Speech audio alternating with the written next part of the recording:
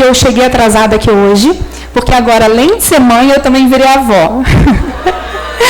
E eu precisei ir hoje ao hospital pela manhã, meu netinho nasceu na quarta-feira, e eu precisei voltar à maternidade hoje com a minha filha, por uma questão de aleitamento e tudo mais, e eu quis estar com ela nesse momento.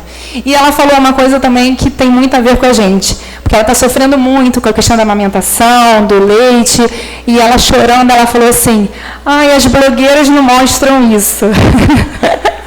E é justamente isso, gente. Hoje nós vivemos uma epidemia de comparações. Eu vivi uma experiência, eu fiz porque eu sou muito das experiências. Eu vivi uma experiência numa tribo indígena e eu tive a oportunidade de conversar com alguns índios e eles me falaram sobre as dificuldades das crianças e dos adolescentes que estão tendo de permanecer com a cultura indígena por conta da internet. Porque antes eles não conheciam o que era diferente. Eles conheciam apenas aquilo ali que eles viviam. E assim acontece com a gente. Muitas vezes nós vamos travando, nós vamos olhando situações na internet, às vezes nós não estamos no momento bom, como a Rúbia pregou aqui, são as estações da nossa vida, mas nós abrimos o Instagram, abrimos a rede social e o que nós vemos lá? A beleza externa. Mas a gente não vê o que está por dentro. Do mesmo jeito que se eu chegasse aqui para vocês e não falasse nada disso, vocês não saberiam, mas hoje de manhã eu ainda fui para o hospital, peguei o carro, fui para o hospital, tive que devolver o carro, porque eu ainda estava com o carro emprestado, e aí meu marido teve que pegar a moto, depois eu fui de moto para o Recreio, para depois voltar para cá e me arrumar em um período curto de tempo. E assim é a nossa vida. Assim é a nossa vida a todo momento. E assim como a Rúbia falou sobre a estação do outono, sobre as árvores que vão secando, todas as árvores passam por esse processo. E assim somos nós. Além de ter vivido essa experiência, eu tive a oportunidade também de conhecer mulheres de outros continentes, de participar de grupos, de ouvir muitas famílias. Eu sou psicóloga há 14 anos e educadora há 20 anos. Mas o meu trabalho sempre foi com famílias. Sempre foi ouvindo mulheres, ouvindo mães, ouvindo pais, ouvindo filhos. E o que eu fiz ao longo dessa minha trajetória?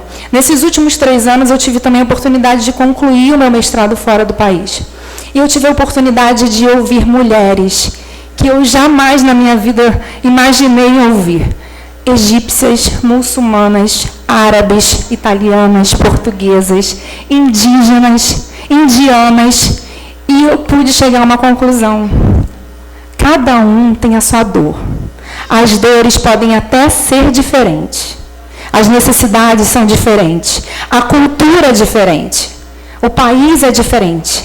Mas nós temos algo em comum.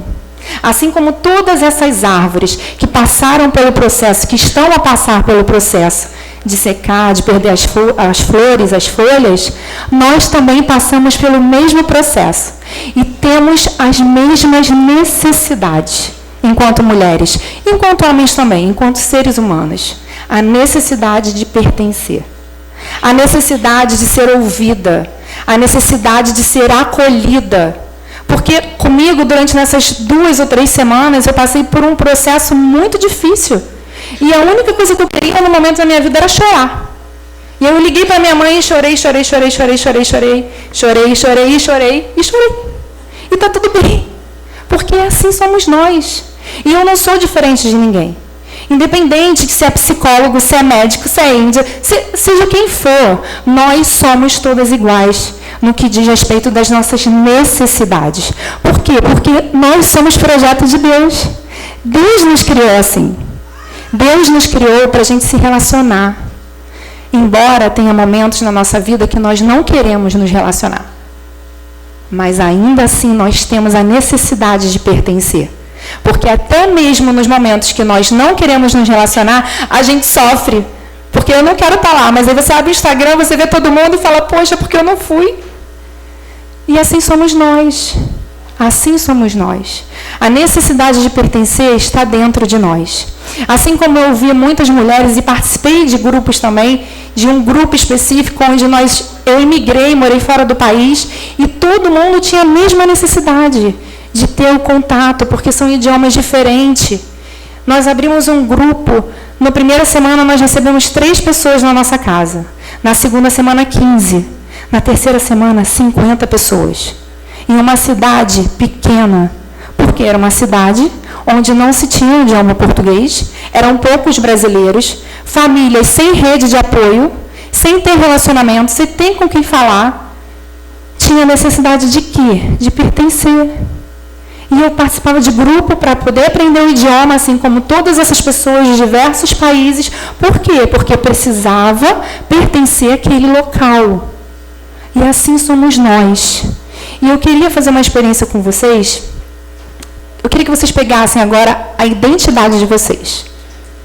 De preferência a física. Pode ser identidade, pode ser habilitação, o que vocês tiverem aí de documento.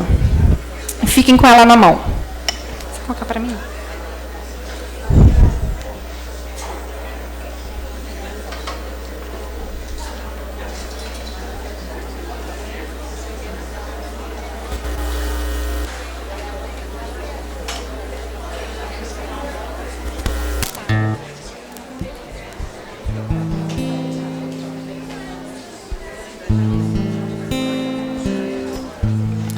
E tem uma coisa, gente, que... Quem aqui é mãe? Levanta a mão, por favor. Ok. Quem não é mãe? Ok. E quem não é mãe e quer ser mãe? Ou seja, todo mundo aqui tem o desejo de ser mãe. Ou tem alguma mulher aqui que não tem o desejo de ser mãe? Nunca pensou na vida em ser mãe, acha que a maternidade não é para mim? Não. Assim como essas árvores das estações passaram por todos esses processos da perda das folhas, dos frutos, assim como nós temos as mesmas necessidades, a necessidade de pertencer, existe algo que não mudou nessas árvores. Elas não deixaram de ser árvores, independente da estação que ela passou. Independente se quase morreu, independente se secou, independente se deu fruto, se não deu, elas não deixaram de ser árvores. E assim somos nós. Existe algo que nós nunca vamos deixar de ser. Independente se somos mães, se não somos, que é a nossa identidade. Qual é a nossa identidade? A primeira identidade, a verdadeira identidade. Porque não é o seu nome. É ser filha. Porque antes de ser mãe, antes de ser psicóloga, antes de ser médico, antes de ser enfermeira, antes de ser qualquer coisa, você foi filha. E os homens que estão aqui, vocês são filhos. Então, antes de qualquer coisa, nós somos filhas. E ser filha é algo que nós precisamos entender o que é ser filha. Porque ao longo da nossa vida nós vamos passando por transições até chegar ao processo de ser mãe. Ser filha é ser acolhida, é ser protegida, é ser ouvida, é ser direcionada, é ser cuidada. E aí você pode me dizer assim: ah, Samantha, mas eu não tive pai, eu não tive mãe. Eu nunca fui ouvida, nunca fui cuidada.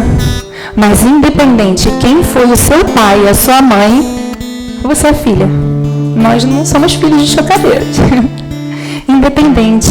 E antes mesmo de você ser filha do seu pai e da sua mãe, você foi filha de Deus. Deus te escolheu. Deus preparou você para ser filha. Deus te chamou pelo nome. Antes mesmo da sua mãe e seu pai escolher o seu nome, ele já sabia o seu nome. Antes de qualquer coisa, você foi filha. E ao longo da nossa caminhada, nós vamos esquecendo disso. Principalmente quando nós nos tornamos mães. Porque nós vamos nos anulando em prol dos nossos filhos, da nossa casa. Porque ainda com toda essa minha correria, por exemplo, eu trabalho, eu tenho um filho de 7 anos, tenho uma outra filha de 20 anos. Tenho essa de 22 anos, que é uma filha emprestada, que ela é filha do meu marido, mas nós temos um relacionamento muito próximo. Então, sim, eu sou avó, eu participo da vida dela. E eu? Onde eu fico? Onde você fica? Onde você tem ficado? Onde será que você parou? Aonde foi que de repente você perdeu sua identidade? Em que momento da sua vida a sua identidade caiu e você nem percebeu? Por quê? Porque estamos vivendo no automático, de acordo com as nossas necessidades, com as nossas demandas. Como eu falei para vocês, eu precisei nessa semana parar e chorar, porque eu não tinha nem tempo. Não tinha nem tempo de ligar para minha psicóloga, porque eu também tenho psicóloga. E assim é a nossa vida, está tudo bem. Só que nós temos que entender que antes do nosso filho, antes do nosso marido, antes da nossa casa, antes da nossa profissão, temos nós, tem você. Porque se você não olhar para você, vai chegar um momento que você vai parar. As suas emoções vão gritar e o seu corpo vai começar a dar sinais. Porque estão aí as doenças psicossomáticas. Eu trabalho muito, inclusive eu estava a falar com uma paciente querida minha agora há pouco. Eu não acredito em trabalhar a emoção sem trabalhar o espiritual. Não existe essa possibilidade. E no meu trabalho eu sou muito clara com isso. Eu não negocio, porque eu sei quem eu sou diante do Senhor. Quem me deu o título foi Ele. E eu falo com toda certeza. Inclusive já até cheguei a pensar em abrir mão do meu título. Porque o meu trabalho é do Senhor. As pessoas que chegam até mim, eu peço para que Deus traga. Porque eu estou aqui para servir. Esse é o meu propósito.